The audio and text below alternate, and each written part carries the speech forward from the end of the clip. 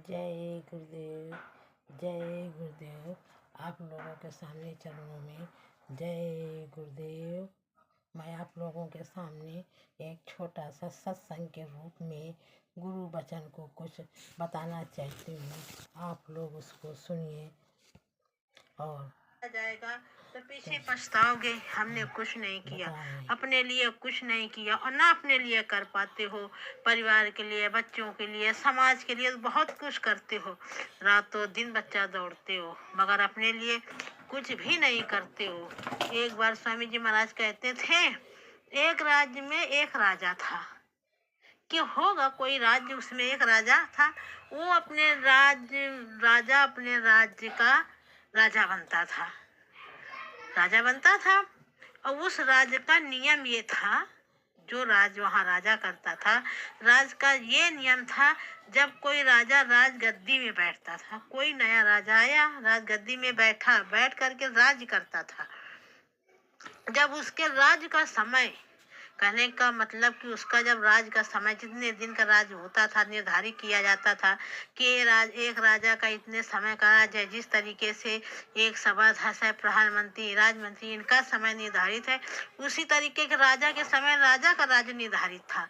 वो राज समय निर्धारित पूरा हो जाता था और फिर जब उसके राज का समय पूरा हो जाता था तो उस राजा को अपने महल के पीछे, अब उस जो महल में, हवेली में राजा रहते थे, उसके महल के पीछे बहुत बड़े एक जंगल होता था। उसके पिछवाड़े में जंगल होता था और उस महल में पिछवाड़े से एक खिड़की होती थी। उसी में अनेक प्रकार के जानवर, बहुत जंगली जानवर रहते थे। शेर, चीता, भालू जैसे ये सभी रहते थे और राजा को वही, जब पीछे राजा को फेंकवा दिया जाता था, जब पूरा समय हो जाता था तो उस राजा को पीछे फेंकवा दिया जाता था। तो उसका सब जो जंगली जानवर रहते हैं उसको अपना भोजन बना लेते थे। जानवर भोजन अपना बना लेते थे। ऐसा होता रहा, कुछ समय होता रहा। एक बार एक चालाक राजा का नंबर आया। वो बहुत चालाक था राजा। वो राजा बहुत चालाक था, बहुत होशियार था। उसकी जब बारी आई तो उसने अपने महल के पीछे का सारा जितना जंगल था, जितना कचरा था, जो झाखर झील थे, उसने सब कटवा दिया। और उसी जंगल में जब झाड़ी झील कटवा दिया तो उसी जंगल में एक बहुत सुंदर सा महल बनवा दिया। बहुत सुंदर महल बनवा दिया और उसका राज करने का समय पूरा हो गया। जो उस महल बनते बनते उसका समय भी पूरा हो गया। जब वो पूरा हो गया तो जब दूसरा राजा आया तो उन्होंने नियम के अनुसार उस राजा को महल के पीछे फेंकवा दिया। राजा को पीछे महल के फेंकवा दिया, क्योंकि फेंकवाना महल के पीछे था। और उस राजा को समय रहते हुए, अब उस राजा ने समय रहते हुए उन्होंने अपना काम कर लिया था। जिस दिन राज्य किया तो राज्य नहीं किया, अपना दिमाग लगाते रहे। उन्होंने अपना काम कर लिया तो ये राज्य करने लगा। किसी प्रकार की कमी नहीं थी। उन्होंने अपना का समय रहते हुए महल बनवा लिया, जाकर झील खत्म हो गए और राज्य में किसी प्रकार की कमी नहीं थी। उन्होंने खजाने भी महल में भरवा दिए। इतने खजाने भरवा लिए कि 7 पुश्तों तक वो खजाना खत्म न हो। इतना होशियार राजा था। इसी प्रकार मेरा कहने का मतलब है कि आप इस मनुष्य मंदिर में रहते हुए अपना काम कर लो। जिस तरह राजा ने चालाकी से अपना काम किया, उसी तरीके से आप इस मनुष्य शरीर में हो तो अपना काम कर लो। रहने के लिए अपना महल बना लो। स्वामी जी महाराज कहते हैं कि अपने रहने के लिए, मतलब जो आपके अंदर सूरत बैठी है, इस किराए के मकान में है, अभी तक किराए के मकान में है, तो इसके लिए, सूरत के लिए अपना एक महल बना लो। कम से कम सूरत के लिए एक महल तो बना लो।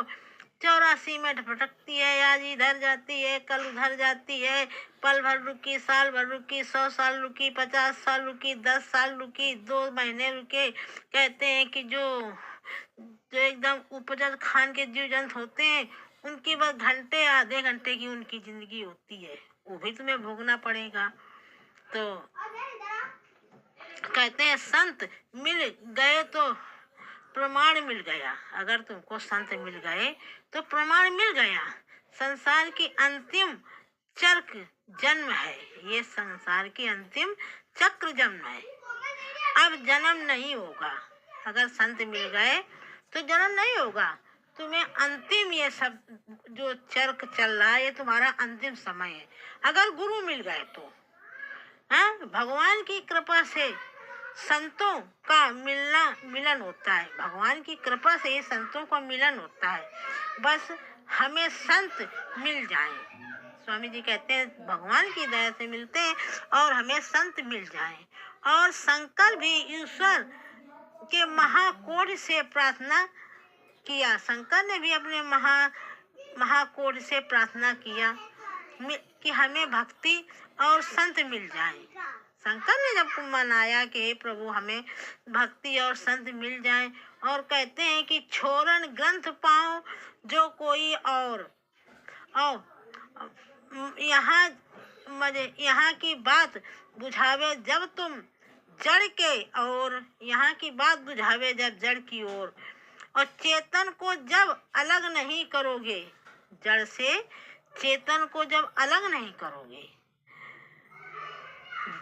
ये जड़ है, यहाँ का जड़ है, जड़ को जब चेतन से अलग नहीं करोगे कुछ नहीं होगा। स्वामी जी महाराज कहते हैं कुछ भी नहीं होगा। जैसे दूध में घी मिला होता है, दूध से दिया जलाओ नहीं जलेगा, दूध से दिया जलाओ कहीं जलेगा, मक्खन से दिया जलाओ जलेगा, नेनू से दिया जलाओ जलेगा, मट्ठे से दिया जलाओ जलेगा नहीं जलेगा। जब घी को जमाया जाता है, दूध को, और उसको मथा जाता है, बहुत मथा जाता है, ठंडा गर्म पानी डाला जाता है, तब उससे घी निकलता है। जब घी निकलता है तब उससे कहीं जाके ज्योति जलती है। इसी तरीके से ये मेरा शरीर दूध है, इसमें बहुत प्रकार के सब कुछ मिले हैं, मिलावट है, बहुत मिलावट है। जब इसको बहुत मथा जाएगा तब जाके कहीं संतों से मिलोगे। जब संतों से मिलोगे, संत भजन कराएंगे, भजन करा के मट्ठा भवाएंगे, मट्ठा जैसा भजन कराएंगे तुम्हारे शरीर को, भा के तब कहीं तुमको भगवान मिलेंगे। स्वामी जी महाराज कहते हैं ऐसे भगवान नहीं मिलते हैं। भगवान मिलने को तो सभी को मिलते हैं, मगर ऐसे नहीं मिलते हैं जैसे तुम सोचते हो भगवान मिल जाए, ऐसे नहीं मिलते हैं। स्वामी जी 5 पहर धंधे, स्वामी जी ने कहा 5 पहर धंधे गए, 3 पहर रहे सोए, और एको घड़ी ना हरि को भजे, मुक्ति कहाँ से होए। अरे जब तुम रातों दिन काम में लगे रहते हो तो आपको हरि कहाँ से मिलेंगे। जब हरि मिलेगी नहीं तो आपका कैसे काम होगा। स्वामी जी कहते हैं घंटा आध घंटा सत्संग में बैठो, सत्संग आते जाते रहो, सत्संग से मेल मिलाप करते रहो। बच्चा सत्संग में आओगे नहीं तो तुम्हारा कैसे बीजा वो पड़ेगा।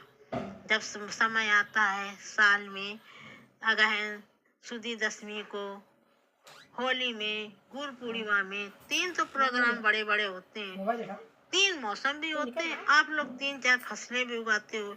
जब कहने का मतलब फसल करने का समय आया और फसल खेत में नहीं बीजा बोगे कैसे जगेगा, पौधा जगाएगा बिना फसल बोए। इसी तरीके शरीर है, शरीर में जब हमारा अवसर आता है बीज बोने का, मालिक मेरे बीज शरीर में बोते हैं, तब हम जाते नहीं हैं, हम वंचित हो जाते हैं। तो इस शरीर में बीज कैसे उगेगा, ये बीज अंकुर कैसे होगा, ये बीज, ये शरीर रूपी जो है इसमें बीज कैसे अंकुर होगा। स्वामी जी महाराज तो कहते हैं कि होशियारी से ग्रस्त आश्रम में रह करके प्रभु की दया लेनी चाहिए, और गुरु से प्रीत बड़ी चितवन की सूरत खैच करी, और गुरु से प्रीत करो। गुरु से जब तक प्रीत नहीं करोगे, गुरु से प्रीत करोगे तभी तो खैच करी चरणन की। गुरु से प्रीत करोगे तो ये सूरत तुम्हें तुम्हें चरणन की तरफ ले जाएगी। तभी तब हरि की दृष्टि पड़ेगी, और ऐसे नहीं तुम्हें हरि के दर्शन होंगे।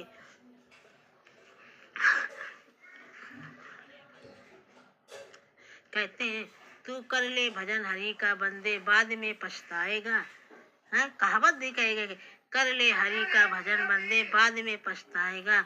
और बाद में पछताने से क्या होता है? तुमने हरि का भजन किया नहीं, कुछ किया नहीं, तो पछताओगे तो है। पछताने के सिवा आपके पास कुछ भी नहीं मिलेगा, कुछ भी। हाँ, दूसरों की प्रसन्नता से आप जलते हो, वो कभी सुखी नहीं रहते हैं। जो दूसरों की प्रसन्नता से जलते हैं वो कभी सुखी नहीं रहते। वैसे तो स्वामी जी महाराज ने कहा है, आपकी कोई बुराई करता है तो आपकी बुराई से धुलाई होती है। स्वामी जी महाराज कहते हैं जैसे आपकी कोई बुराई करता है, किसी प्रकार की बुराई करे, उससे आपकी धुलाई होती है।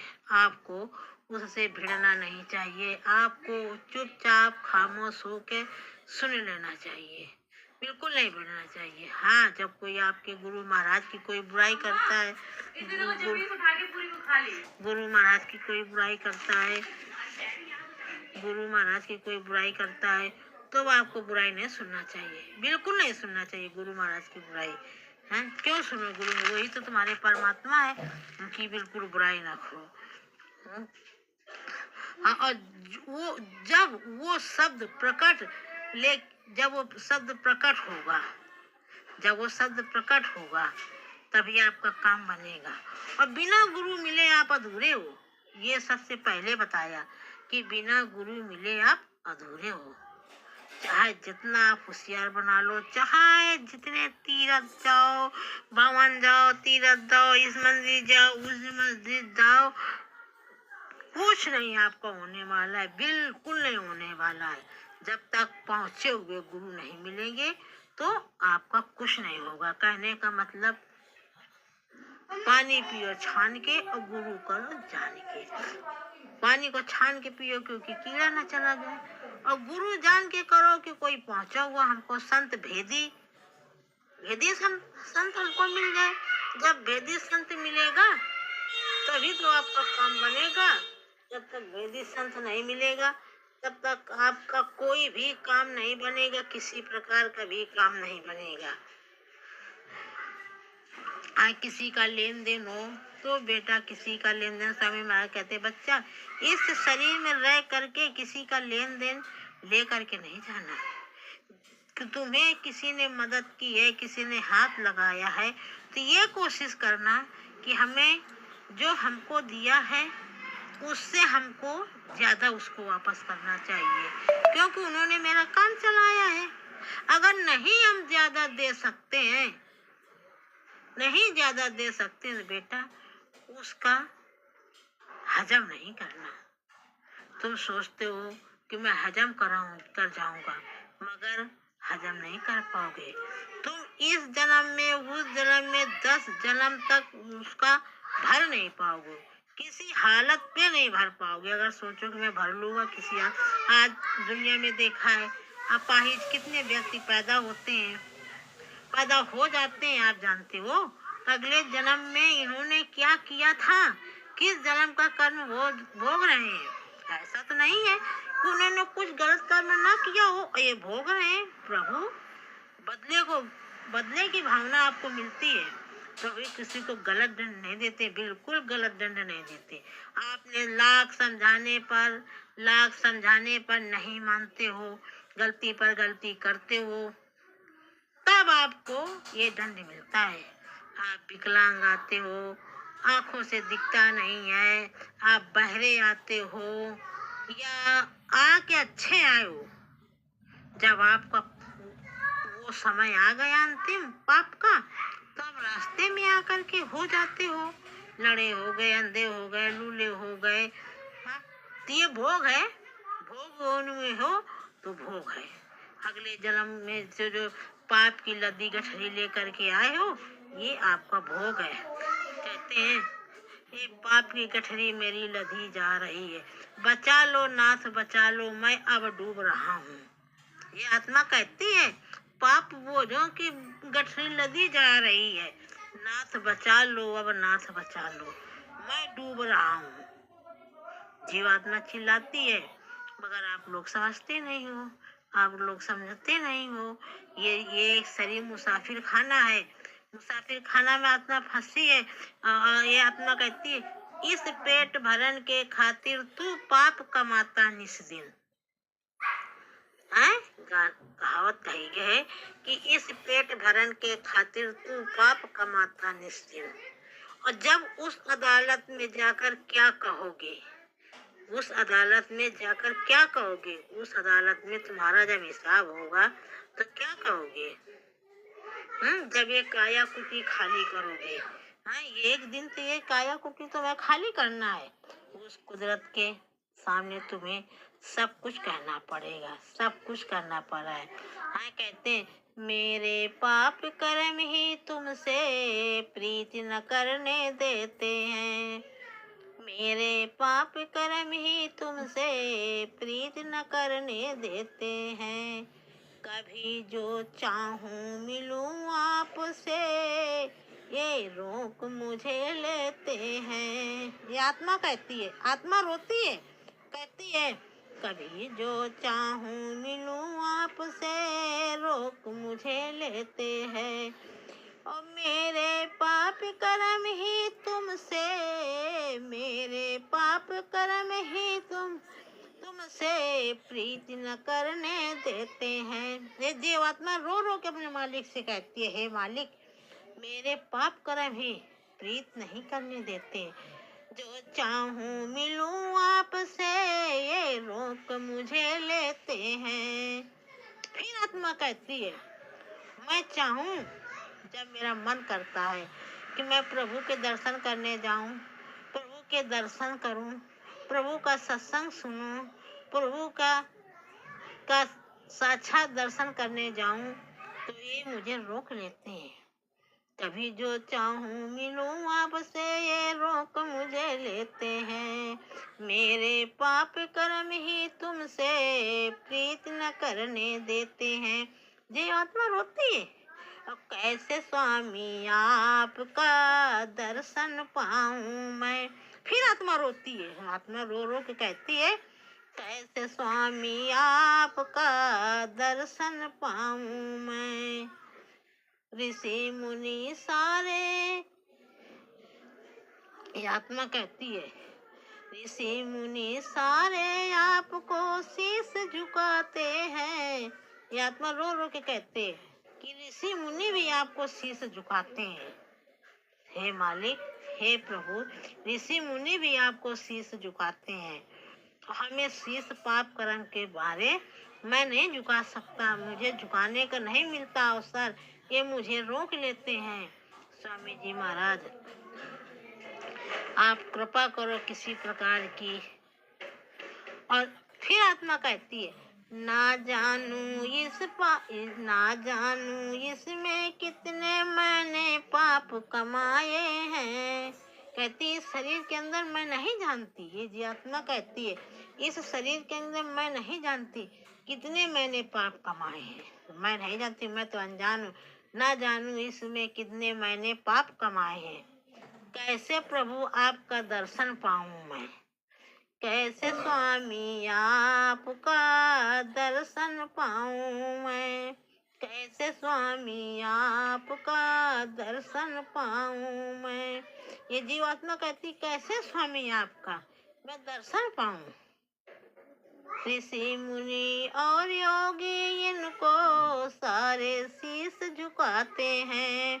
जीवात्मा कहती है ऋषि मुनि सारे आपको शीश झुकाते हैं, मैं कैसे स्वामी आपका दर्शन पाऊं, मैं मालिक कैसे आपका दर्शन पाऊं।